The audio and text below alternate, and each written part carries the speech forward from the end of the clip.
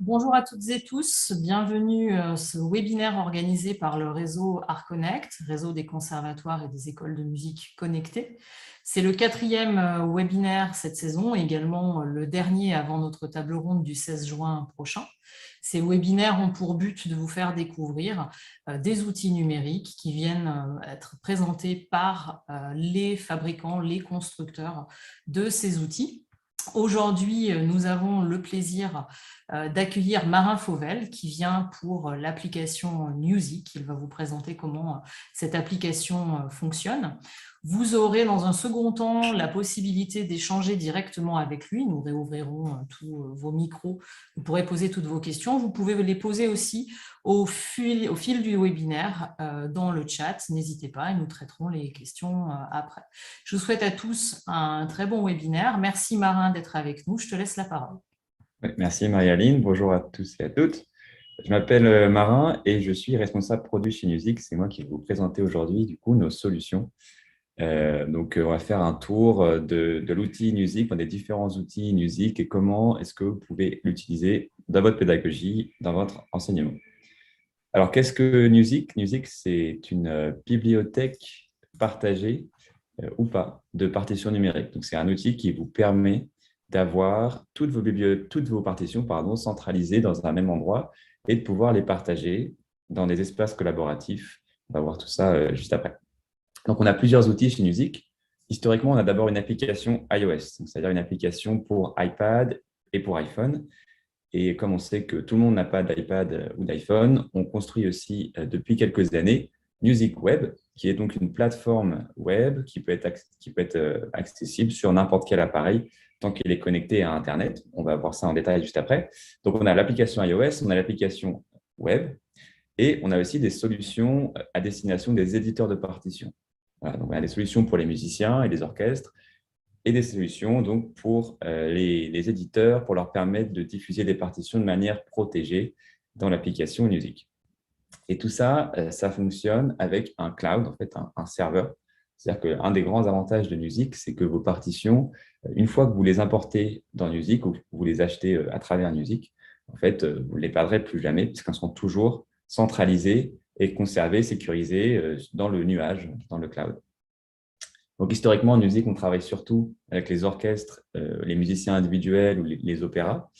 Donc, on a une activité plutôt sur l'App Store, en fait, où les personnes vont aller acheter notre solution et l'utiliser pour leur usage individuel, ou alors aussi un usage collectif, là, plutôt en orchestre. On travaille avec des orchestres en Europe et dans le monde, ou des maisons d'opéra, ou des chœurs, des chorales, qui vont utiliser Music pour gérer toutes leurs archives de partitions et partager, travailler dessus, les annoter et puis bien sûr jouer en concert avec. Mais nos fonctionnalités, elles s'étendent aussi au monde de l'éducation. Et c'est ça qu'on va voir aujourd'hui. Je vais vous montrer comment donc pouvoir utiliser Music dans votre rôle de professeur ou de professionnel de l'éducation musicale. Alors, on va d'abord faire un tour des outils Music. On va voir Music en tant que partotech numérique. Ensuite, on verra comment on peut annoter les partitions dans Music. On parlera aussi des partitions augmentées, donc tout ce qui est ajout de fichiers médias et même transformation d'une partition, d'une image en partition interactive qu'on peut écouter et modifier. Et puis ensuite, on verra comment intégrer Music dans son enseignement musical. Alors, avant qu'on commence, est-ce que vous pouvez, donc soit en utilisant les emojis et les réactions de Zoom, peut-être en levant votre main pour ceux qui ont la caméra activée, me dire si vous avez déjà utilisé des partitions numériques. Vous pouvez lever la main si c'est le cas. Ok, quelques personnes, et pas grand monde, ou alors pas très convaincus. Et sur tablette, non, personne. Ah, peut-être quand même une personne. Ok. Donc, on va voir les bases et je vais tenir ça en compte du coup. C'est vrai que c'est pas, c'est quelque chose qui se développe, mais de manière assez lente, je pense qu'on peut le dire. Pour l'instant, ça reste des usages assez avancés. Parfois, on a quelques peurs autour des partitions numériques. Vous allez voir qu'en fait, ça permet justement d'avoir plus de sécurité pour ces partitions. Et c'est très pratique pour gérer et partager ces partitions de musique. Alors, on va commencer avec musique en tant que partotech numérique. Donc, ce que je vais faire, c'est que je vais vous partager l'écran de mon iPad. Donc, encore une fois, Music, à une application qui est donc utilisable sur iOS, donc sur iPad ou sur iPhone. Mais vous allez voir ensuite qu'on a aussi la plateforme web accessible donc à plus grand monde. Donc là, je suis sur mon iPad et j'ai donc l'application Music ouverte. Ici, vous voyez donc, c'est mon compte personnel, ce sont toutes mes partitions. Donc, j'utilise d'abord Music pour stocker toutes mes partitions dans un seul endroit. En fait, au lieu d'avoir des tonnes de partitions à trimballer partout, j'ai donc un iPad qui pèse moins d'1 kilo et qui me suit partout, avec lequel je peux gérer toutes mes partitions. Donc, on voit qu'on a quelques outils qui sont indispensables, un accordeur ou un métronome. Et on a notre bibliothèque. Vous voyez ici que j'ai 1000 morceaux dans mon iPad, mais ça ne pèse donc encore une fois que moins d'1 kilo. Et tout est accessible à la fois en ligne. Donc, quand je vais connecter à Internet, là, tout ce que je vais faire va être automatiquement synchronisé. Donc, si j'importe une partition, je vais vous montrer comment juste après, je sais que je ne la perdrai plus jamais puisqu'elle sera stockée sur le serveur. Mais on peut bien sûr aussi travailler hors ligne. On sait très bien que, enfin, moi j'ai vu en tout cas peu de conservatoires et peu de salles de concert avec un réseau Wi-Fi convenable. Donc, bien sûr, on peut utiliser musique sans Wi-Fi, sur scène ou n'importe où. Alors, la première chose qu'on fait une fois qu'on utilise Music, c'est qu'il faut constituer sa bibliothèque de partitions. Parce qu'au début, Music, c'est vide. C'est votre application pour votre bibliothèque. Nous, on ne va pas proposer de contenu. Donc, ce qu'on va faire, on va pouvoir, par exemple, scanner une partition à l'aide de l'appareil photo de notre iPad. Donc là, vous voyez que j'ai un bouton scanner en haut à gauche. Et en cliquant dessus, très facilement, je vais pouvoir utiliser l'appareil photo de mon iPad. Alors, ça fonctionne aussi sur iPhone pour prendre une photo de ma partition et ensuite la transformer en un fichier PDF, donc une image mais qui va être plus facile à retraiter et à utiliser. Et une fois dans Music, je peux rentrer quelques informations et l'importer. Voilà, c'est aussi simple que ça. Pour importer ces partitions dans Music, il suffit de prendre une photo. Alors, bien sûr, il y a plein d'autres manières. Ça, c'est peut-être la manière la plus simple et la plus rapide à utiliser s'il faut, par exemple, scanner une partition rapidement. Mais ce n'est pas forcément le plus pratique quand on doit scanner des centaines, voire des milliers de partitions. Ça peut être un peu lent. Donc là, dans ces cas-là, on va pouvoir utiliser, par exemple, des services de partage de fichiers comme Google Drive ou Dropbox. Voilà. Music peut être connecté à n'importe quel système de partage de fichiers. Donc, si vous utilisez un système de stockage comme Google Drive ou OneDrive ou Dropbox, vous pouvez très facilement importer vos partitions à partir de ces services-là. Et sinon, on peut scanner à partir donc, de l'appareil photo de l'iPad ou de l'iPhone. Et ensuite, on peut, comme vous le voyez ici, acheter des partitions directement auprès de nos éditeurs partenaires. Donc, comme je vous le disais, on travaille avec les musiciens, mais aussi avec les éditeurs pour leur permettre de distribuer à travers Music des partitions de manière protégée. C'est des partitions qui ne pourront pas être imprimées, qui ne pourront pas forcément être partagées à d'autres, en fonction des paramètres que l'on choisit. Et voilà, qu'on va pouvoir acheter directement donc, chez les éditeurs qui sont listés ici. En fait, on travaille avec beaucoup d'autres éditeurs. Ils ne sont pas listés ici, mais il suffit de les contacter et leur demander de nous envoyer la partition via Music pour qu'ils nous l'envoient dans ce format numérique.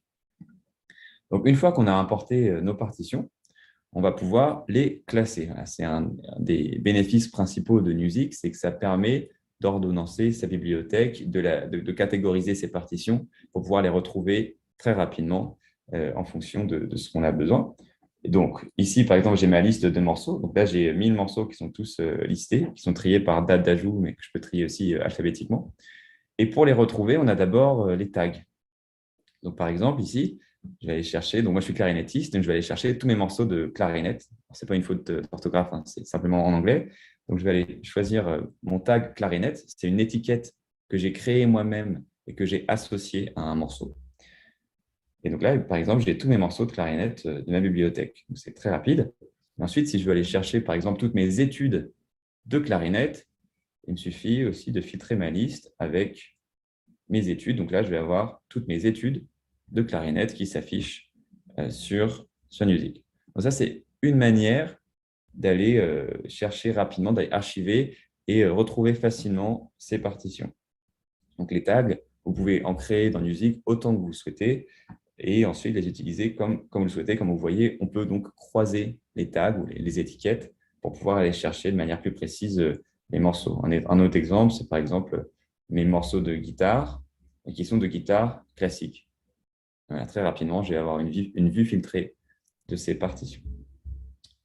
Alors ensuite, donc parfois on a besoin d'aller chercher des partitions de manière rapide, mais on a aussi besoin de constituer des dossiers, soit pour un cours par exemple, ou alors pour un programme de concert, pour le programme de l'orchestre qu'on va devoir préparer. Et pour ça, dans Music, on a des dossiers qui s'appellent les setlists, donc comme des programmes de concert, les setlists, qui se trouvent ici. Et donc les setlists, ce sont des dossiers qui vont contenir nos partitions. Donc, pour créer une setlist, c'est très simple. Il suffit de cliquer sur le plus ici. On choisit les morceaux qu'on veut ajouter dedans, ou alors on peut aussi créer une setlist vide et y ajouter des morceaux depuis notre bibliothèque, par exemple. En quelques clics, on peut donc créer un programme de concert entier très facilement. Alors, dans les morceaux musique, on sait que quand on utilise une partition, on n'a pas forcément, enfin, quand on joue une œuvre, on peut avoir déjà plusieurs versions de l'œuvre, ou alors on peut avoir besoin d'avoir accès à plusieurs parties séparées de la même œuvre. Par exemple, si on joue un concerto, on va pouvoir, enfin, ça peut être utile d'avoir notre partition solo, mais aussi d'avoir le conducteur, par exemple, à full score. Ou alors, si on joue en orchestre, ou si on dirige un orchestre, par exemple, on va avoir besoin d'avoir toutes les parties séparées, bien sûr, de l'œuvre. Et bien, dans Music, on peut toutes les rassembler au même endroit. Donc là, par exemple, si vous voyez le premier item de ma setlist, qui est une setlist que j'ai créée pour le webinaire d'aujourd'hui, donc le concerto pour piano numéro 2 de Brahms, elle est ici, et on voit que dedans, j'ai 7 partitions. Alors, ce n'est pas toutes les parties séparées, mais c'est déjà une bonne partie. Et ces 7 partitions, elles sont toutes contenues dans mon morceau Music. Donc, en fait, la bibliothèque Music est structurée comme ça. On a des morceaux qu'on peut regrouper en setlist. Mais à l'intérieur d'un morceau, on peut aussi avoir toutes les parties séparées du morceau. Voilà, ça permet une grande puissance d'archivage pour avoir le maximum de partitions dans le moindre d'espace possible. Donc là, vous voyez, par exemple, j'ai la partition de violon de mon concerto pour piano. Et si je veux accéder au conducteur, il me suffit de cliquer sur cette liste déroulante. Et là, je vais aller chercher donc mon conducteur et l'utiliser sur mon iPad. Alors, une autre manière encore d'organiser ces partitions, un autre type de dossier dans Music, c'est ce qu'on appelle les projets. Les projets, c'est quelque chose de propre à Music qui permet de créer des dossiers qui vont être partagés avec d'autres utilisateurs.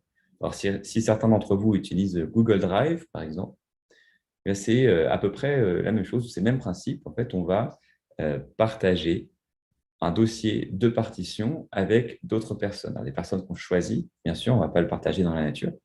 Mais par exemple, qu'est-ce que je peux vous montrer? Donc chez Music, on est tous plus ou moins musiciens, donc on va régulièrement jouer ensemble.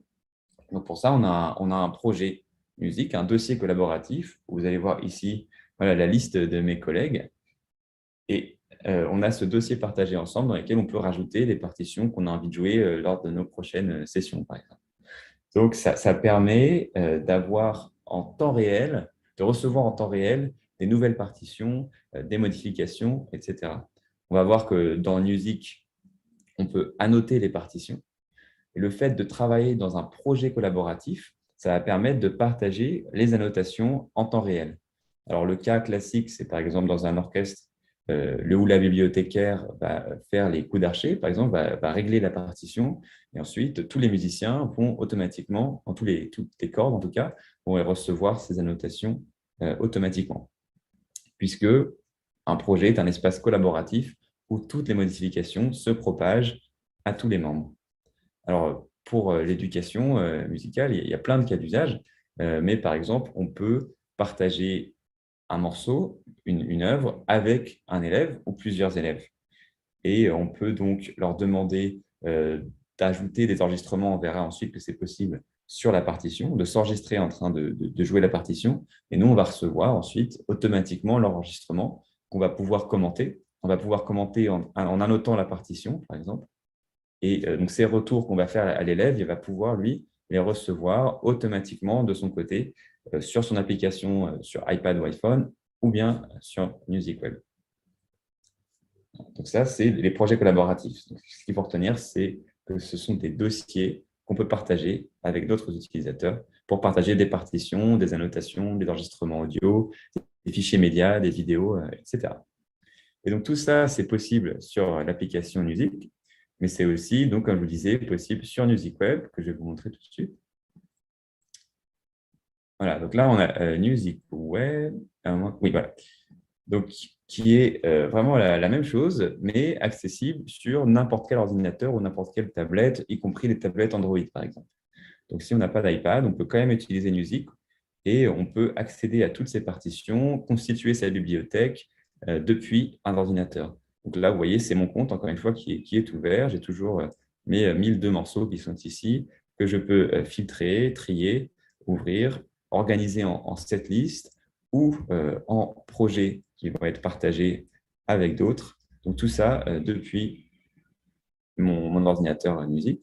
Et je peux également importer des partitions très facilement en cliquant ici et en ajoutant des morceaux donc, depuis mon ordinateur.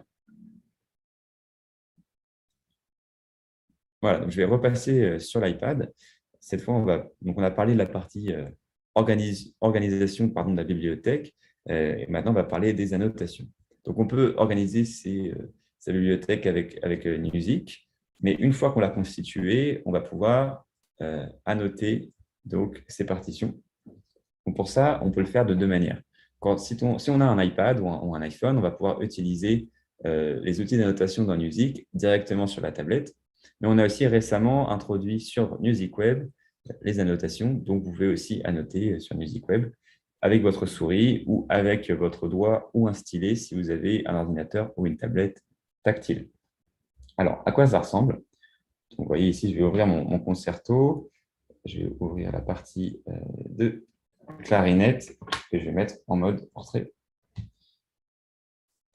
Et là, donc, je vais utiliser ce qu'on appelle un Apple Pencil, qui est un stylet qui est proposé par Apple et qui est très, très pratique pour annoter les partitions.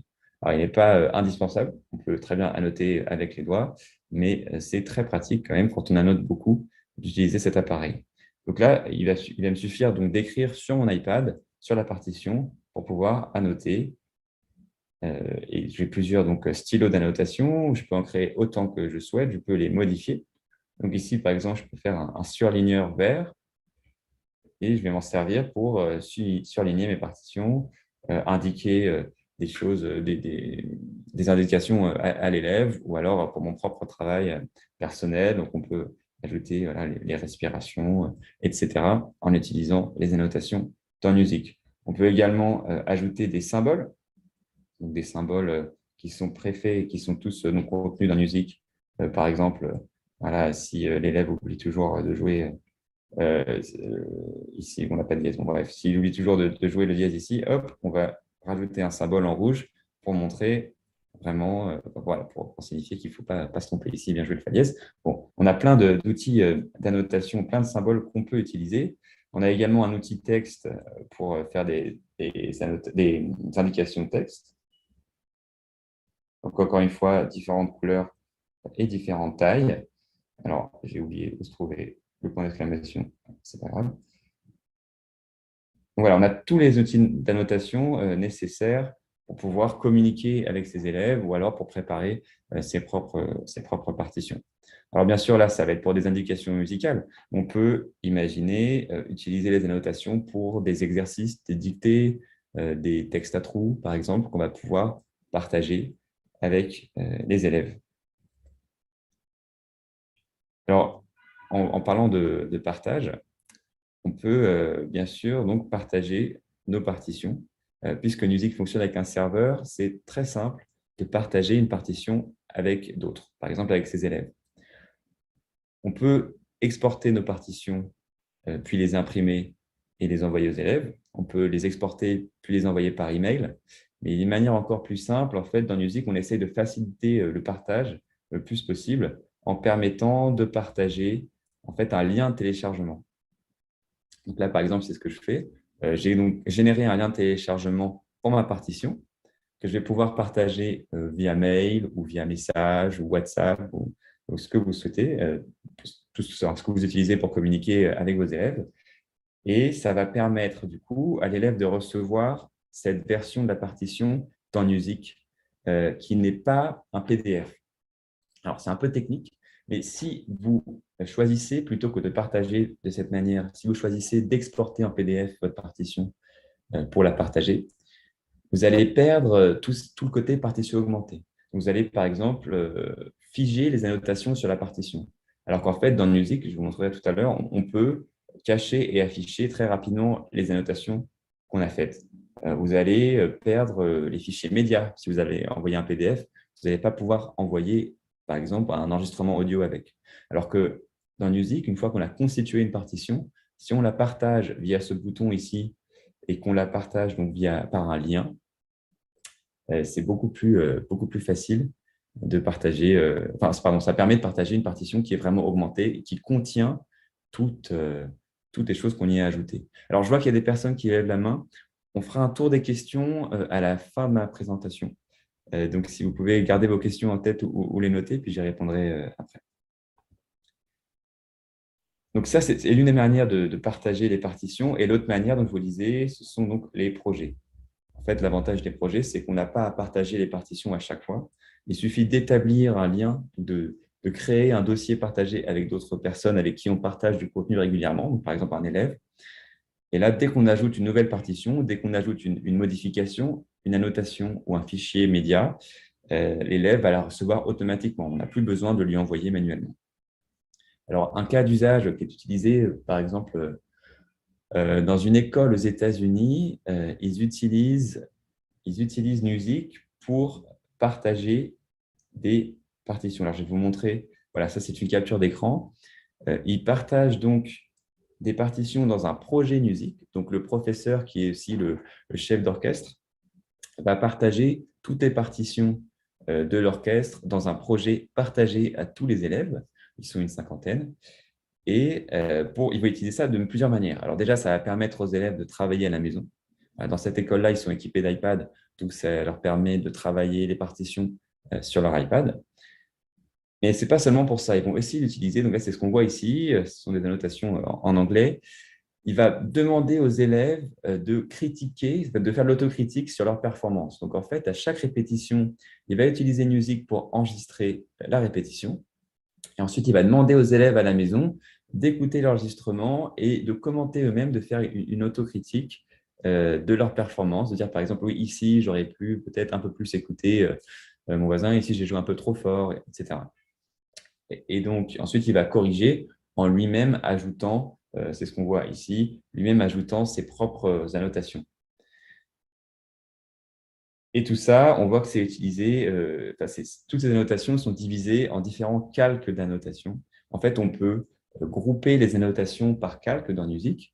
Donc, ça permet, quand on est dans un projet partagé, comme c'est le cas ici, on est sur une partition qui est partagée entre plusieurs personnes, et donc on va pouvoir séparer les annotations des uns et des autres. Par exemple, si on veut cacher les annotations de Mia ici, il va suffire de cliquer sur l'œil, comme ça pour cacher sa copie, en fait. Donc, si on veut voir seulement les annotations de Mia pour pouvoir corriger son travail, il va suffire de cacher les annotations des autres. Ça ne va pas les supprimer, ça va simplement les masquer. Et on aura du coup la partition de Mia, les annotations de Mia qui seront les seules affichées et qu'on va pouvoir corriger. Et donc, comme je vous disais, tout ça, c'est aussi possible sur Music Web. Alors, je vais vous montrer très rapidement. Sur Music Web, on a les mêmes outils. Par exemple, Goodbye Stranger, très bien. Donc là, ici, c'est la partition sur Music Web. On a un bouton ici qui va permettre d'annoter. Donc, on a des symboles, donc les mêmes symboles qu'on retrouvait sur Music Web. Et puis, on a nos stylos d'annotation. On va pouvoir aussi surligner, annoter et faire nos commentaires sur nos partitions de manière très facile directement sur Music Web. Et tout ça sera partagé à tous les élèves automatiquement si on utilise du coup les dossiers partagés, les projets dans Music. J'espère que je ne vais pas trop vite. Je sais qu'il y a beaucoup de matière. C'est un outil assez complet, mais j'essaie de vous montrer tous les cas d'utilisation, tout ce qu'on peut faire avec. Donc, principalement, c'est un outil qui permet d'archiver toutes ces partitions et de tout avoir au même endroit. Mais c'est aussi quelque chose qui va permettre de partager ces partitions avec les élèves et de les annoter pour, par exemple, l'utiliser en exercice. Alors, je vous parlais des partitions augmentées. C'est un terme qu'on utilise en fait pour parler des partitions qui sont plus une simple feuille de papier ou une simple image comme on a avec le papier. Donc, en fait, qui vont tirer tous les avantages du numérique pour permettre de créer une partition interactive qui va permettre à l'élève d'écouter l'enregistrement, de s'aider dans son travail. Alors, je vais vous montrer d'abord qu'on peut, sur une partition musique, on peut ajouter des fichiers médias. Donc là, par exemple, je vais ajouter une vidéo YouTube. Donc, ici, j'ai déjà ajouté, mais on a un moteur de recherche YouTube qui est très simple d'utilisation ici. Donc, on va pouvoir aller chercher, par exemple, là, le concerto de Brahms. Donc, avec une simple recherche, on va aller trouver, par exemple, voilà, l'interprétation de Yuja Wang. Et la vidéo va être ajoutée, du coup, à notre iPad. Alors, je vais la montrer en mode portrait. Donc là, ici, on a la vidéo qu'on va pouvoir, du coup, lire en même temps que la partition, le temps que ça charge un petit peu.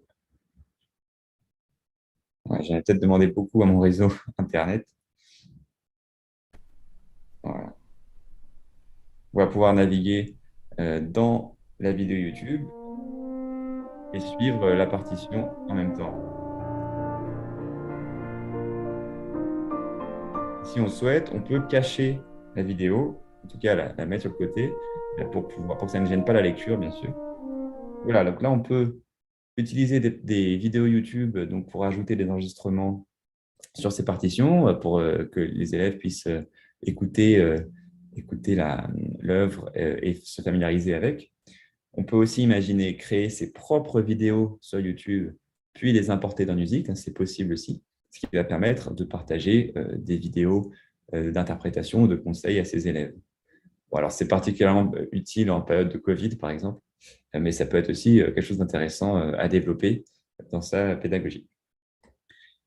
Donc, on a la vidéo, mais on a aussi des enregistrements audio, des MP3, qu'on peut très facilement ajouter à Music. Et puis, on peut aussi s'enregistrer. On a un enregistreur intégré qui va permettre soit à l'élève de s'enregistrer pour ensuite déjà pour qu'il puisse mesurer son progrès et qu'il puisse s'auto-évaluer, mais aussi pour que vous puissiez vous l'évaluer, ou alors pour partager vous-même un enregistrement à l'élève. Donc, en fait, voilà, Music, ça permet vraiment de créer des partitions augmentées qui vont être un véritable conteneur qui va comporter à la fois la partition en elle-même, pourquoi pas aussi d'autres fichiers en rapport avec la partition, le conducteur en plus de la partition solo, par exemple. Et on va aussi pouvoir ajouter donc, tous ces fichiers médias pour aider à l'interprétation, aider à l'apprentissage de la musique. Et on a autre chose qu'on a ajouté récemment, qui cette fois va permettre de transformer une partition en partition interactive. Donc, une partition, c'est une image, c'est figé, on ne peut pas la transposer, on ne peut pas l'écouter. Enfin, on ne pouvait pas en tout cas. On a donc introduit depuis peu quelque chose qu'on appelle les live scores, qui vont utiliser l'intelligence artificielle pour faire de la reconnaissance optique de caractères musicaux. Donc, en fait, on a un moteur de reconnaissance qui va analyser la partition, qui va en tirer toutes les informations donc de structure, les barres de mesure, etc., mais surtout toutes les informations musicales, donc il va pouvoir lire la partition à notre place. Bien sûr, on ne fera pas un concert avec, mais ça va permettre, en tout cas, par exemple, de pouvoir s'aider au déchiffrage. Alors, je vais vous montrer, par exemple, voilà, ce morceau ici. Donc ça, c'est une photo que j'ai prise d'une partition. C'est un scan, en fait. Et j'ai utilisé donc ce qu'on appelle les live scores dans Music pour faire de la reconnaissance optique de cette partition, l'analyser, et on voit maintenant que j'ai ce curseur vert là, qui m'indique que je vais pouvoir lire la partition. Donc, il me suffit de cliquer sur Play.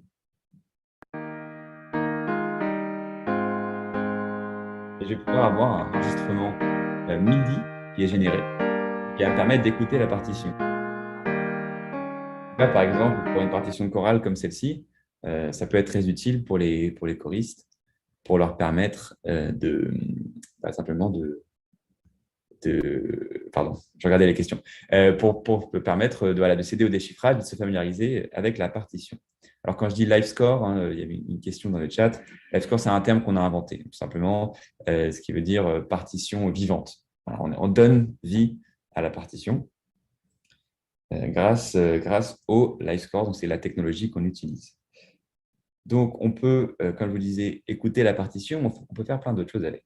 Alors, il y a plusieurs usages. Donc, je vous disais l'aide au déchiffrage, mais on peut aussi, par exemple, s'accompagner. Donc, ça va générer automatiquement un fichier d'accompagnement. Puisque ça marche aussi avec les parties complètes, avec les conducteurs. Donc là, par exemple, j'ai un quartet. Alors, c'est encore la clarinette, hein, je suis désolé, je suis un peu biaisé. Mais on a un quartet pour clarinette. Et donc, celui-là, pareil, c'était une image à la base, une image figée, que j'ai donc pu convertir grâce à notre fonctionnalité de LiveScore, grâce à l'intelligence artificielle, pour pouvoir la jouer. Alors, bien sûr, ce n'est pas aussi joli qu'une interprétation humaine, mais ça permet tout de même à l'élève de s'accompagner. Donc, ce qu'on peut faire, c'est aller… Alors, je vais arrêter pour m'entendre. On a ici un mixeur MIDI qui va permettre plusieurs choses. Alors déjà, il va nous permettre d'isoler des parties. Donc, par exemple, si on veut entendre seulement la partie de clarinette, on va pouvoir isoler. On peut aussi la muter, la couper. Et comme ça, on peut s'accompagner, l'élève pour jouer par-dessus. Il a donc ce curseur de suivi, alors qu'il peut désactiver si ça gêne. Il va lui permettre donc de suivre la partition et de jouer par-dessus l'accompagnement qui est généré. On peut aussi changer les instruments. Donc, notre technologie va reconnaître automatiquement les instruments grâce à l'indication ici ou grâce à la structure de la partition. Donc là, automatiquement, on a la clarinette, le violon, l'alto et le violoncelle. Mais si à la place de la clarinette, on veut la guitare électrique, par exemple, c'est possible. Il suffit de choisir ici guitare électrique. Si les élèves veulent s'amuser un petit peu. Donc voilà, c'est une autre possibilité de ces live scores, donc ces partitions vivantes, c'est qu'on peut s'aider au déchiffrage, mais aussi créer des fichiers d'accompagnement. Alors ensuite, on a un usage un peu plus avancé, puisqu'on sait reconnaître tous les éléments de structure de la partition. En fait, on va aussi reconstituer ce qu'on appelle un fichier musique XML. Alors, pour ceux qui utilisent MuseScore, vous connaissez peut-être le musique XML, ou ceux qui utilisent Sibelius au final. C'est simplement un format d'échange de partitions numériques. Le musique XML, c'est ce qui permet d'importer une partition dans MuseScore, par exemple, souvent elles sont dans ce format-là, et de l'éditer pour ensuite la réexporter. Donc, parce que j'ai souvent une question quand je présente donc, les live scores, cette fonctionnalité, on me demande, est-il possible de transposer? Alors, on peut transposer l'audio ici, en demi-ton, mais on ne peut pas transposer directement ce qui est affiché. On ne va pas pouvoir passer cette partition, on ne va pas pouvoir la monter d'un ton sur l'affichage. C'est toujours le PDF, l'image originale qui est affichée, sur laquelle on superpose ce curseur, mais ça reste l'image figée. Ce qu'on peut faire en revanche, si on sait utiliser MuseScore, par exemple, on va pouvoir exporter le musique XML, l'importer dans MuseScore ou tout autre logiciel de notation. Je cite MuseScore parce qu'il est gratuit et très pratique. Et ensuite, transposer notre partition dans MuseScore. On va aussi pouvoir l'éditer. On va pouvoir, par exemple, éclater les parties séparées. Donc là, si on veut seulement la partie de clarinette, dans MuseScore, on va avoir la partition qui va être modifiable. On va isoler seulement la partie de clarinette qu'on va ensuite pouvoir, par exemple, réimporter dans Music. Tout ça, c'est très facile.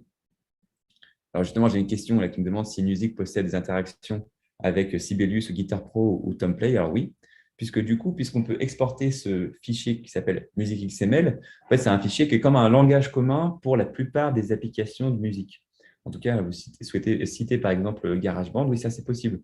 On peut exporter le fichier MIDI qui est issu du Music XML qu'on va ensuite jouer dans le GarageBand. Donc, ces pistes d'accompagnement qu'on a générées automatiquement, on peut soit les lire directement dans Music, soit les lire dans GarageBand. On peut aussi exporter… Alors, Tomplay, j'avoue que je ne sais pas si on peut exporter du Music XML dans Tomplay. Et vous voyez là, par exemple, je peux exporter alors dans Flat, pour ceux qui connaissent, ou dans Dorico, ou dans Symfony Pro, toutes ces applications de notation musicale. Alors, ça permet autre chose aussi, la reconnaissance optique de caractères musicaux. Alors, c'est quelque chose peut-être qui est plus destiné aux orchestres, mais c'est une fonctionnalité que je voudrais vous montrer parce que c'est en avant-première. En fait, elle n'est pas encore sortie, elle est en version bêta pour l'instant, mais c'est une fonctionnalité qu'on appelle aller à la mesure. On a déjà une fonctionnalité dans Music pour aller, bien sûr, à une page donnée. Donc, si on voulait à la page 5, il suffit d'aller à la page 5. Mais on sait bien sûr que quand on travaille en orchestre, ce n'est pas la page qui va être notre référence commune, c'est la mesure. Le chef d'orchestre va nous dire aller à la mesure 60 et pas à la page 40. Donc pour ça, puisqu'on sait où se situent les mesures grâce à la reconnaissance de partition, on peut cliquer ici et entrer directement notre mesure. Donc par exemple, si on dit il faut aller à la mesure 150, très rapidement, je peux taper 150 sur mon clavier et hop, je vais aller naviguer rapidement à la mesure, donc 150. Voilà. C'est un petit gadget en plus, mais qui est bien pratique quand on doit rapidement naviguer dans ces partitions. Voilà, pour résumer, Music permet donc de à la fois constituer des partitions augmentées en y ajoutant des fichiers médias qui viennent de l'extérieur, mais ça permet aussi donc de créer soi-même des fichiers d'enregistrement grâce au live score, et ça permet même de créer ses propres arrangements, de transposer ses partitions, d'isoler les parties séparées, etc. Alors, un petit caveat quand même, c'est une technologie qui est très avancée, mais qui n'est pas toujours absolument exacte. Comme toute technologie de reconnaissance de caractère, on peut avoir parfois des petites erreurs. Donc, il faut faire attention à scanner ces partitions, par exemple, si on les scanne, les scanner de manière correcte, sans avoir d'ombre sur la partition, sans avoir d'annotation manuscrite sur la partition avant qu'on les scanne. Voilà, sinon, forcément, ça peut un petit peu jouer sur la qualité de la reconnaissance optique. Mais alors, je vous invite à essayer par vous-même les live scores. Vous pouvez utiliser sur Music gratuitement jusqu'à 15 partitions, jusqu'à 10 partitions, pardon. Vous allez pouvoir donc essayer de convertir des live scores et vous me direz ce que vous en pensez. Et ce qu'il faut savoir, c'est que comme on utilise de l'intelligence artificielle pour cette reconnaissance optique, le moteur de reconnaissance s'améliore au fil du temps. En fait, en fonction des retours qu'on nous donne, on va pouvoir améliorer, par exemple, pour reconnaître tel symbole qui n'avait pas été reconnu, puisque c'est un symbole nouveau ou qu'il est écrit dans une police de caractère un peu spécifique. Voilà, donc tout ça, ça s'améliore au fur et à mesure. Alors, j'ai déjà évoqué plusieurs cas d'utilisation, mais là, je vais vous parler de comment intégrer Music dans votre enseignement. Plus concrètement, voilà, combien ça coûte, comment est-ce qu'on met ça en place, sur quel support, etc. Donc, il y a différents modèles possibles. D'abord, on a Music Pro. Donc, Music, quand on la télécharge sur l'App Store, par exemple, c'est gratuit.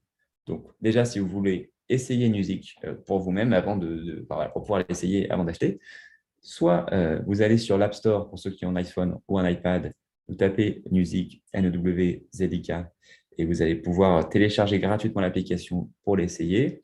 Soit vous allez donc sur Music Web. Donc, Music Web, c'est accessible, comme je vous le disais, sur n'importe quelle plateforme. Il suffit d'aller sur web.music.com. Et là, vous allez accéder à Music Web. Il faudra donc créer un compte avant de pouvoir utiliser Music. La raison, c'est que vu que ça fonctionne sur un serveur, un peu comme un Google Drive, par exemple, il faut forcément que vous ayez un compte avec des identifiants pour pouvoir accéder à vos partitions n'importe où. C'est aussi un gros avantage, puisque par exemple, si vous êtes en vacances dans la Drôme et que vous n'avez pas votre iPad avec vous ou pas vos partitions papier avec vous, vous pouvez aller, si vous avez besoin, pour jouer pour un ami, par exemple, aller consulter vos partitions sur n'importe quel ordinateur, même dans un cybercafé, si ça existe encore. Il suffit d'aller sur web.music.com, de rentrer vos identifiants de compte musique et vous allez retrouver toute votre bibliothèque. Voilà, musique, ça permet d'avoir toutes vos partitions n'importe où et n'importe quand. Et donc, comme je vous disais, il y a une version donc gratuite de l'application. Quand on télécharge l'application ou quand on se crée un compte sur Music Web, au début, vous pouvez tester. Voilà, il y a une version d'essai Simplement, elle va être limitée à 15 partitions maximum. Donc, vous allez pouvoir tester avec 15 partitions. Une fois que vous avez dépassé ce nombre de partitions, vous n'allez plus pouvoir ouvrir de partitions. Elles seront toujours là, on ne les supprime pas, bien sûr. Ça reste vos partitions, mais vous n'allez pas pouvoir les ouvrir, en fait, jusqu'à ce que vous vous abonniez ou alors que vous repassiez en dessous de la limite, de 15 partitions. Ensuite, au-delà, donc si on veut utiliser une musique de manière plus poussée, on va forcément avoir besoin d'un peu plus d'espace. Et là, pour pouvoir accéder à un stockage illimité, on va devoir souscrire l'abonnement Music Pro. Alors, Music Pro, c'est l'abonnement qui coûte 30 € par utilisateur par an ou 5 € par utilisateur, ou 3 €, 4,50 €, il me semble, par utilisateur par mois. Alors, c'est un abonnement puisque justement, on permet un stockage illimité. Donc, pour ça, bien sûr, il y a des coûts de stockage de notre côté, mais aussi puisqu'on met à jour très régulièrement l'application. On travaille d'arrache-pied chez Music pour l'améliorer en permanence. Donc, le modèle Music Pro va vous permettre d'avoir un stockage illimité de partitions, de pouvoir utiliser jusqu'à 100 live scores par mois, donc convertir jusqu'à 100 partitions en partitions interactives par mois, et aussi donc d'utiliser les projets, donc ces dossiers collaboratifs, de manière complètement illimitée. Donc, le modèle de Music Pro, comment ça peut se présenter concrètement? En fait, là, ça va plutôt s'adresser aux professeurs qui souhaitent constituer leur partotech numérique donc pour leur propre usage et ensuite distribuer ponctuellement des partitions à leurs élèves. Voilà. Donc, si vous êtes un professeur dans ce cas-là, par exemple, ça ne va pas être tout conservatoire qui va s'équiper de musique, ce qui est possible. Après, on va voir ça juste après. Voilà, vous pouvez l'utiliser pour votre usage personnel, utiliser Music Pro, constituer toute votre bibliothèque, préparer vos partitions, y ajouter des annotations, y ajouter des vidéos, des audios, etc. Et ensuite, ponctuellement, partager vos partitions à des élèves dans des projets, par exemple, dans des dossiers collaboratifs. Alors sinon, on a aussi l'option qui est Music Education. C'est une offre qu'on a lancée assez récemment, qui s'adresse donc aux professionnels de l'éducation musicale, mais qui va s'adresser donc plutôt aux institutions, aux conservatoires, aux écoles de musique. Donc là, ça va être 5 € par utilisateur par an. Mais par contre, il y a une limite d'utilisateurs, et je crois que c'est à partir de 50 utilisateurs. Donc là, c'est vraiment ça va plutôt s'adresser aux écoles, aux conservatoires qui veulent donc mettre en place des projets collaboratifs, le stockage de musique avec plusieurs élèves. Donc en fait, Music Education va permettre de donner soit à chaque membre de l'équipe pédagogique et ou à chaque élève un compte musique qui va donc coûter 5 € par an par utilisateur et qui va permettre donc à chaque personne de faire tout ce que je vous ai montré. Donc, le stockage illimité des partitions, les annotations, l'ajout de fichiers médias, la conversion en live score et aussi l'utilisation de projets. Donc, tout ça de manière illimitée. Mais on va rajouter aussi quelque chose dans Music Education. On va ajouter la notion de sécurité dans les projets, en fait. Parce que, donc, comme je vous disais, un projet collaboratif musique, c'est un espace collaboratif où tout est possible pour tous les membres. Par exemple, tout le monde peut ajouter un morceau et tout le monde peut aussi supprimer un morceau du coup. Donc, si on supprime un morceau, ça va le supprimer pour tout le monde, ce qui peut être un peu risqué. Alors, ça marche très bien, par exemple, quand on utilise des projets pour son groupe de musique actuelle.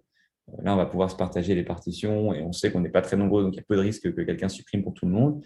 Alors, par contre, quand on travaille avec des élèves, là, ça peut être un peu plus risqué. Donc, dans Music Education, on a un système qui permet d'avoir des droits d'administration dans les projets qui va du coup qui va vous permettre de sécuriser plus vos partitions. Autre chose, avec Music Education, on a une gestion administrative qui est simplifiée, on va avoir un paiement centralisé et on va aussi avoir une console d'administration qui va vous permettre de gérer vos classes, gérer vos élèves, créer des comptes, etc. Puisqu'on sait qu'on ne peut pas vraiment demander aux utilisateurs, aux élèves de créer leur compte eux-mêmes. Enfin, on peut, mais ce n'est pas très facile. Alors là, avec Music Education, alors je vais vous montrer à quoi ça ressemble. Music Education, ça se trouve ici. On a ce qu'on appelle les organisations, ce qui va vous permettre donc d'avoir toute une liste d'élèves, de gérer leur rôle, donc qui sont administrateurs ou simples membres, de les inviter, de supprimer des membres. Voilà, c'est votre plateforme de gestion des élèves qui vont bénéficier de Nusic. Alors, vous voyez les victoires de la musique ici. Ce n'est pas Nusic Éducation, c'est une autre offre qu'on appelle Musique Ensemble. C'est parce qu'on travaille aussi avec les victoires de la musique tous les ans, l'orchestre des victoires de la musique. Voilà. On a des offres qui sont aussi adaptées aux orchestres et aux opéras, mais qui sont un peu plus chères. Voilà, Musique Éducation, ça permet toutes ces fonctionnalités-là, plus la gestion administrative et à un prix réduit pour les professionnels de l'éducation musicale. Alors, j'ai beaucoup parlé. J'espère que je n'ai pas trop parlé et que je n'ai pas parlé trop vite. Je sais que c'est beaucoup d'informations. Le mieux, vraiment, c'est d'essayer vous-même. Ça vous engage à rien. Pardon. Vous pouvez donc télécharger Nusic ou vous créer un compte sur l'App Store ou sur Nusic Web, essayez l'application et ensuite, même si vous souhaitez utiliser, par exemple, tester la version Pro ou la version Éducation, pour ces deux offres, il y a une offre d'un mois gratuit sans engagement. Voilà. Alors maintenant, je vais vous donner la parole. Je vais aller voir déjà les questions qui sont dans le chat. Et si vous avez des questions aussi, n'hésitez pas à les poser à l'oral et j'y répondrai. Alors, j'ai commencé avec les questions du chat. Je t'interromps, Marin, je précise juste que du coup, j'ai donné la possibilité aux participants de réactiver leur micro, donc vous pouvez également prendre la parole et poser vos questions en direct. Alors, dans les questions du chat, j'ai répondu à quelques-unes. Alors, Hélène nous demande si on a le même compte qu'on connecte sur l'iPad et sur le web. Alors oui, c'est vraiment à ça que va vous servir votre compte. Comme Music, c'est un cloud, un nuage, vous allez pouvoir utiliser le même compte sur n'importe quel appareil. Alors ça, ce n'est pas limité. Vous pouvez avoir un nombre illimité d'appareils. Pour ceux qui ont un iPhone et un iPad, par exemple, si vous avez votre iPad dans la valise dans le train, vous pouvez toujours aller consulter vos partitions sur votre iPhone. Et pareil, si vous voulez aller sur Music Web, vous allez utiliser le même compte, c'est un seul compte unique, donc un seul abonnement aussi si vous vous abonnez, qui va vous permettre d'accéder à Music sur n'importe quel appareil et sur plusieurs appareils à la fois. Et ensuite, Benjamin nous demande si le logiciel peut fonctionner hors connexion. Alors, sur l'iPad, oui. Sur iPad, iPhone, sur l'application, ça fonctionne hors connexion. Alors, à la limite près que si vous souhaitez partager, par exemple, des modifications en temps réel, dans ce qu'on appelle les projets musique, les projets collaboratifs, là, il faudra forcément être connecté au Wi-Fi ou à la 4G, puisque sinon, il n'y a aucun moyen pour les appareils de communiquer entre eux. Donc, vous pouvez travailler complètement hors ligne. Par contre, s'il faut partager du contenu, là, il faudra être connecté au Wi-Fi. Voilà. Et donc, on a une question qui nous demande si l'idée, c'est que… Alors, pardon, excusez-moi, juste une chose. Sur Music Web, par contre, n'est accessible qu'en ligne, puisque c'est un site Internet, en fait. Donc, on va pouvoir accéder à Music Web seulement si on est connecté à Internet. Pour l'instant, en tout cas. Alors, une autre question est, est-ce que l'idée, c'est donc que le prof et l'élève aient Music? Alors, c'est possible. Ça, c'est un des cas d'usage. C'est vous allez utiliser Music et partager des partitions via Music à vos élèves. C'est sûrement le cas d'usage, c'est sûrement ce qui est le plus pratique. Ça va vous permettre de partager en temps réel.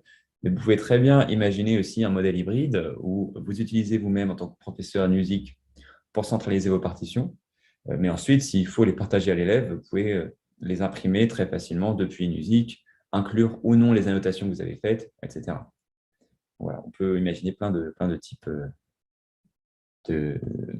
d'utilisation. Je crois avoir répondu à toutes les questions du chat. Eh bien non, en voilà une nouvelle. Alors, au niveau des transformations possibles de la partition, est-il possible de changer la couleur des lignes de portée? Ok, pour les élèves qui ont des troubles dyslexiques, c'est très intéressant. Alors non, c'est pas possible. Ça va pas être possible. Comme je vous disais, on ne peut pas modifier du coup le PDF original, à moins de l'exporter dans un logiciel spécialisé comme Muscore, puis de modifier les couleurs. Et je ne crois pas que ça soit possible, en tout cas pas à ma connaissance. Alors peut-être qu'il y a des logiciels qui permettent de faire ça, Et dans ce cas-là, vous pourrez exporter le Music XML, le fichier que vous avez généré depuis Music vers un de ces logiciels qui pourra permettre ça, mais j'avoue que je ne connais pas de logiciel qui permet cela. Sur Flat, il est possible de mettre les notes en couleur, mais pas les porter. Intéressant. Alors, est-ce qu'on a le projet de développer l'application sur Android? Pour être tout à fait transparent, on aimerait beaucoup. On n'est pas complètement accroché à Apple. Hein. La raison pour laquelle on développe surtout sur Apple historiquement, c'est parce qu'on travaille historiquement surtout avec les orchestres et les musiciens pros et qu'il faut donc avoir le meilleur matériel possible sur scène pour ne pas avoir de panne, tout simplement. Et il se trouve que Apple a créé la tablette la plus grande et la plus performante. Mais on aimerait aussi beaucoup développer sur Android. Ce n'est pas pour tout de suite, malheureusement. Ça nécessiterait de tout reprendre à zéro. Et voilà, on n'a pas forcément le temps aujourd'hui. On aimerait beaucoup le faire, mais ce n'est pas encore à l'ordre du jour. Pour l'instant, on développe Music Web qui permet déjà d'accéder à Music sur une tablette Android. Ça, vous pouvez le faire. Par contre, voilà, on va optimiser de plus en plus pour que ça soit plus adapté à l'usage sur tablette Android. Et voilà, peut-être un jour plus tard, créer une application spécifiquement pour Android. Et bon, pas pour tout de suite.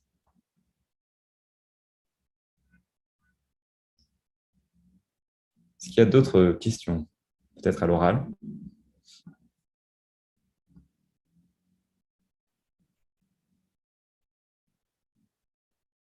Non, j'ai soit été trop clair, soit pas été assez clair du tout.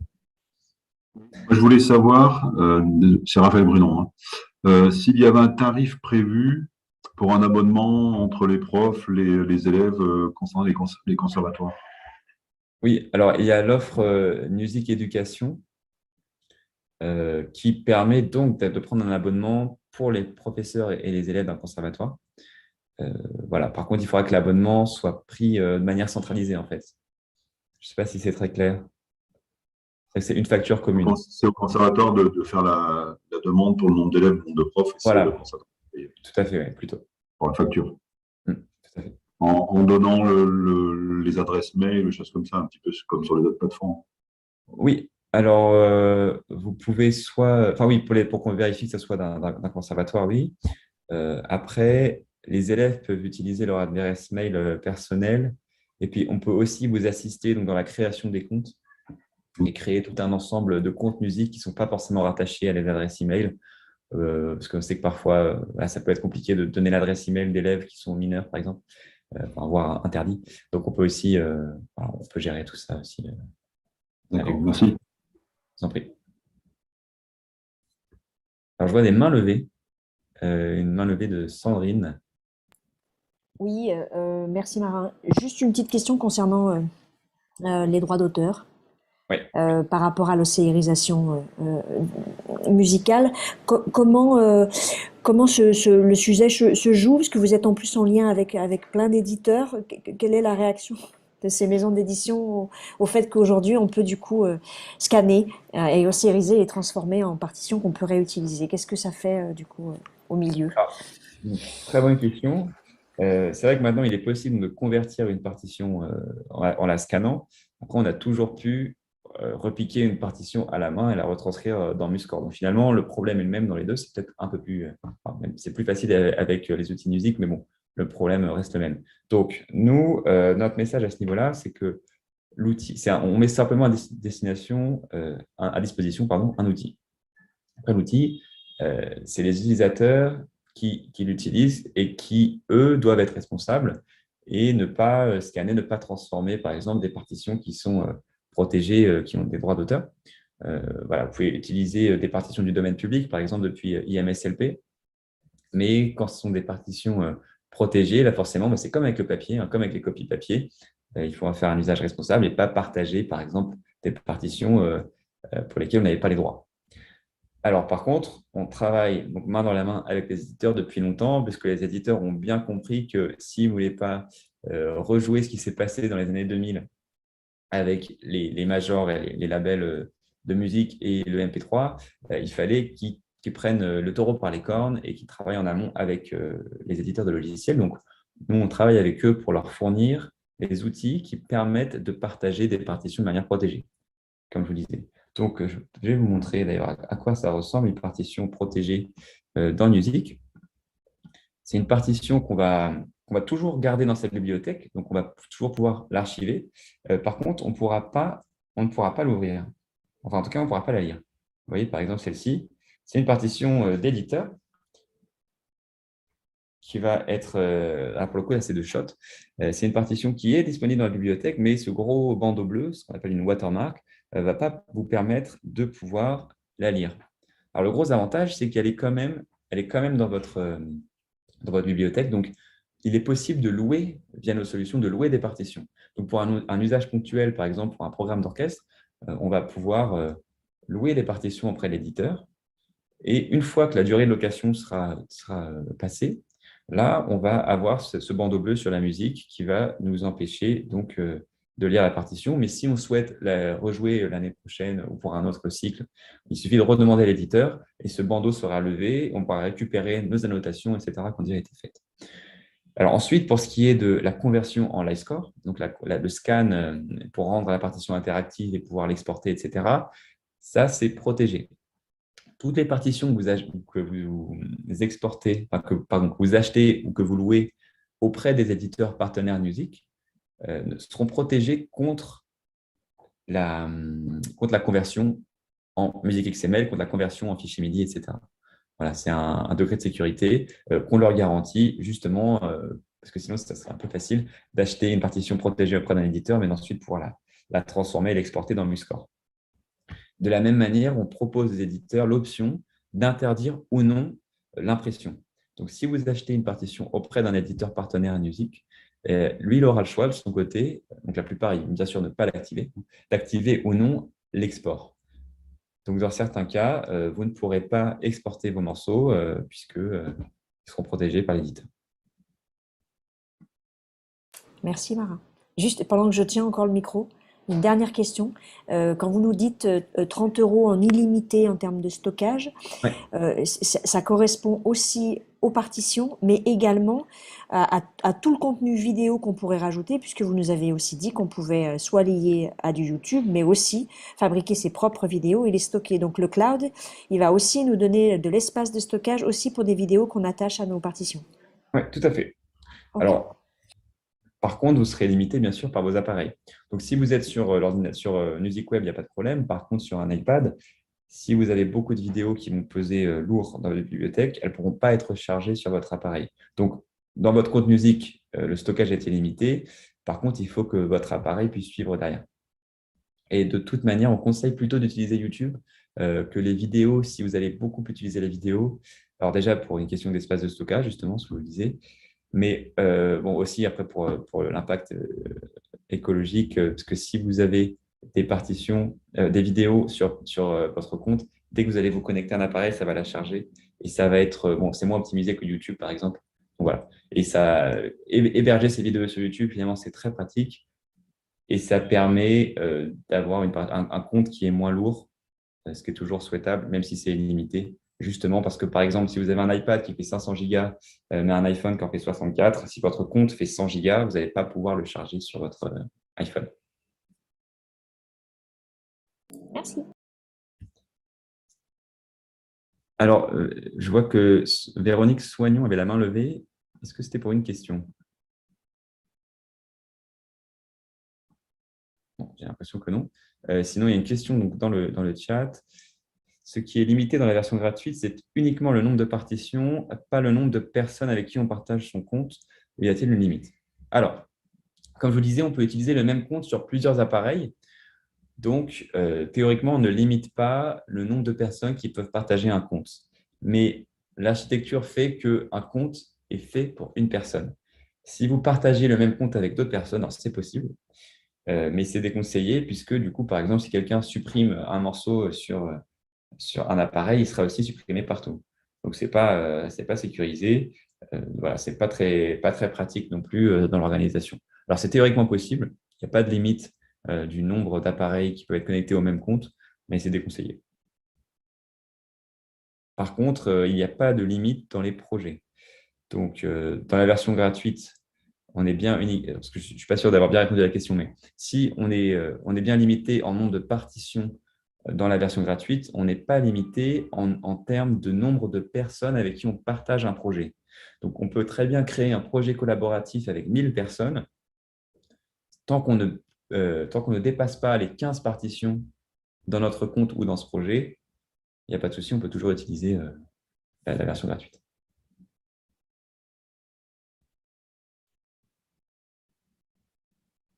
Y a-t-il d'autres questions?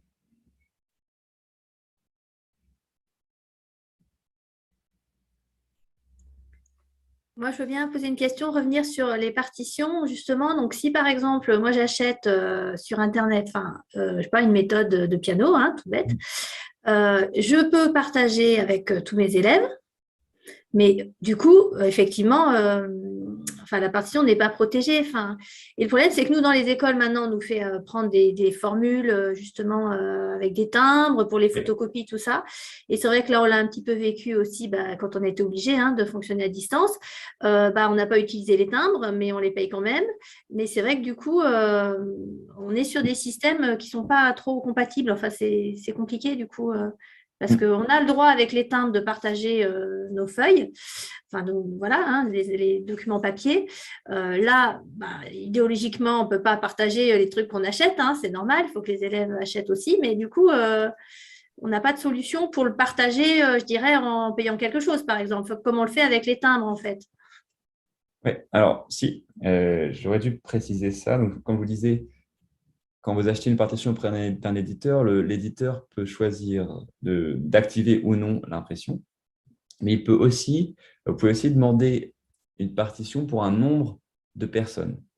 En fait, parce qu'on travaille aussi beaucoup avec les orchestres, et évidemment, quand le ou la bibliothécaire va faire une commande de partition, elle va bien sûr devoir la partager à tout l'orchestre.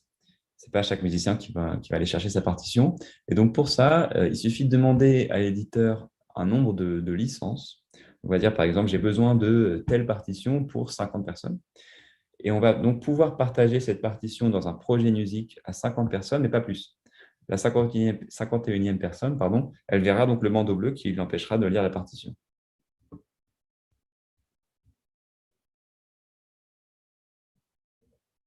Voilà. Alors, je sais qu'évidemment, donc ça ne fonctionne pas pour les partitions, vous allez scanner vous-même. Là-dessus, c'est vrai qu'il y a encore peut-être du progrès à faire dans notre travail avec les éditeurs, parce qu'évidemment, on ne va pas mettre des timbres sur nos iPads, sur les écrans. Mais voilà, la meilleure manière, c'est donc de commander auprès d'éditeurs et commander avec le nombre de licences nécessaires pour pouvoir partager ces études.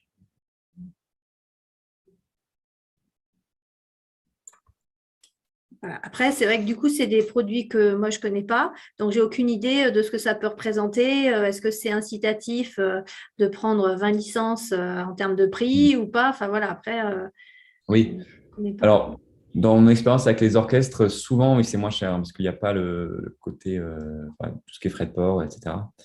Ça dépend des éditeurs. Mais c'est vrai que l'orchestre est conçu à la base pour plein de personnes. Donc, oui.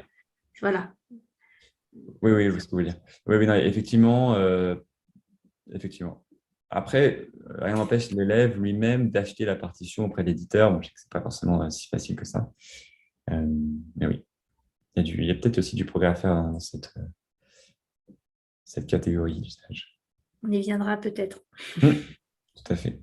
Merci. Une question de Benjamin qui nous demande si la classification de partitions importées se fait automatiquement. Très bonne question, Benjamin. Non, elle ne se fait pas automatiquement, mais par contre, théoriquement, on peut le faire, puisque, comme je le disais, on a la technologie pour reconnaître les informations de structure, reconnaître le titre, l'instrumentation, la tonalité, etc. des partitions. Alors, ce n'est pas quelque chose qu'on fait encore, mais qu'on fera à terme. La limite, c'est que le traitement de la partition, ce n'est pas instantané. Là, je ne vous ai pas montré en direct la conversion d'une partition vers une live score. Je vous ai montré que le résultat final, mais la conversion prend en général entre 30 secondes et 1 minute par page. Parce que ça demande à notre moteur d'intelligence artificielle de travailler sur chaque partition. Il y a beaucoup d'algorithmes assez compliqués, donc ça prend un peu de temps. Bon, ça reste très rapide par rapport à la recopie manuelle, mais du coup, ça ne nous permet pas encore de lancer automatiquement ce processus sur les partitions que vous importez. C'est quelque chose qu'on envisage, par contre, pour la suite.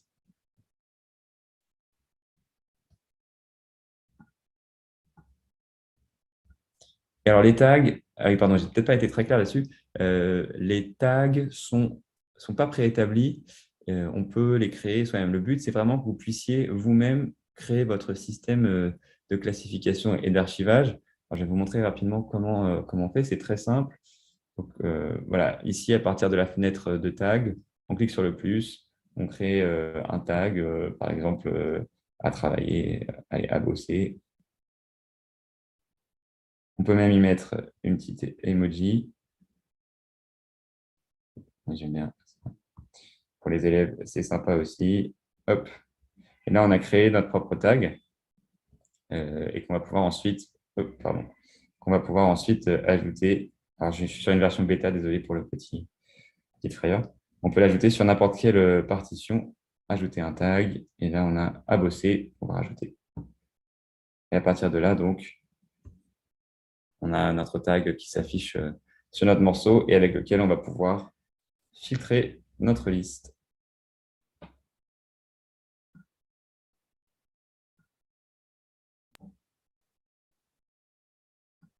Et vous pouvez en créer autant que vous voulez.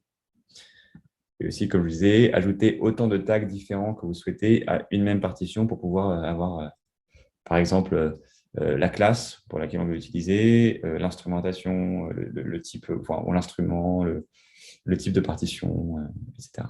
Ou des tags temporaires aussi.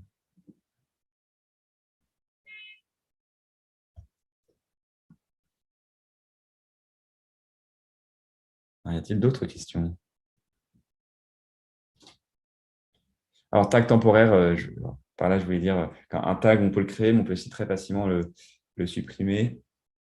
Et enfin, voilà, c'est juste une astuce pour pas avancer. Mais moi, j'utilise par exemple un tag. Le tag à bosser, c'est un tag temporaire, par exemple. C'est un tag qu'on va ajouter à une partition quand on doit la bosser. Et ensuite, une fois qu'on a fini de la travailler et qu'on l'a maîtrisée, on peut enlever ce tag-là. Ce que je veux dire, c'est que ce n'est pas définitivement ajouté à un morceau.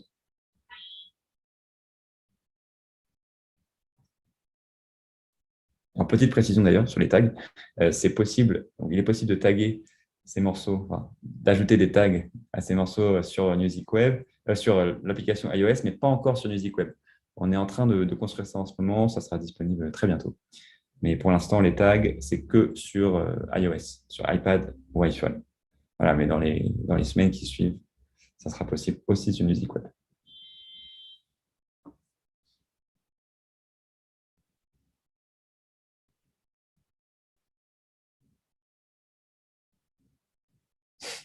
Merci Hélène qui nous dit que ce système n'est pas encore sur Fourscore. C'est vrai.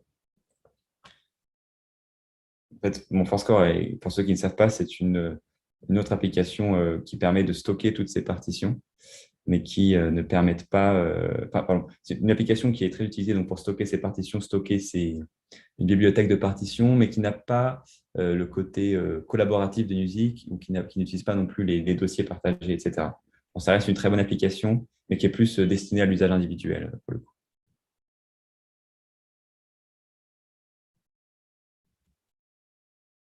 Bon, Raphaël nous dit qu'il vient de tester la numérisation d'une partition pour la travailler sur Sibelius, et que c'est très efficace.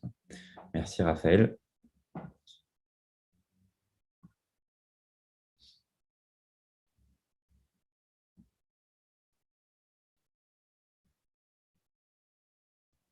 Autre question peut-être?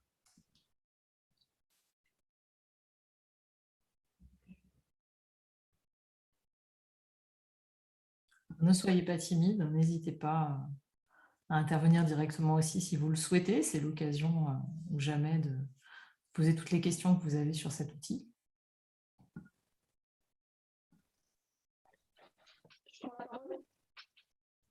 Oui. C'est bon, vous m'entendez? Ouais. Oui. J'ai noté, je voulais juste vérifier avec vous. Music Education, il y a un minimum d'utilisateurs à avoir, c'est ça? C'est 50 utilisateurs minimum? Oui. D'accord. Voilà. Après, si ce n'est pas du tout adapté pour votre situation, on peut toujours discuter. Pas de problème. D'accord. Si jamais vous voulez nous contacter d'ailleurs, vous pouvez nous contacter à contact@music.com. Je vais le mettre dans le chat. En général, on répond assez rapidement. Voilà, si vous avez la moindre question, n'hésitez pas, ou la moindre suggestion sur l'application ou critique. C'est minimum, 50 personnes minimum. C'est une offre qui est vraiment destinée à l'usage en institution. J'en profite pour rappeler pour les personnes qui font partie du réseau qui n'ont peut-être pas fait attention à l'information, mais le réseau est partenaire avec Music. Dans ce cadre, sur l'offre individuelle, vous bénéficiez d'un tarif préférentiel et sur l'offre éducation, vous bénéficiez d'une période de test étendue qui vous permet de tester durant tout un trimestre l'outil avant de vous décider si vous souhaitez le généraliser à votre établissement. Donc, n'hésitez pas à nous contacter à l'adresse du réseau contact@réseauarconnect.fr et voilà, si vous souhaitez bénéficier de ces offres-là, on vous permettra de le mettre en place. Et donc, Marie-Aline, ça veut dire que notre structure étant adhérente au réseau, est-ce que mes professeurs peuvent bénéficier du tarif réduit ou pas? À titre individuel, tout à fait. Oui, à et titre ta individuel. structure peut bénéficier, tu peux demander un essai d'un trimestre gratuit sur Music Éducation pour tester avec les enseignants et les élèves. Merci. Voilà.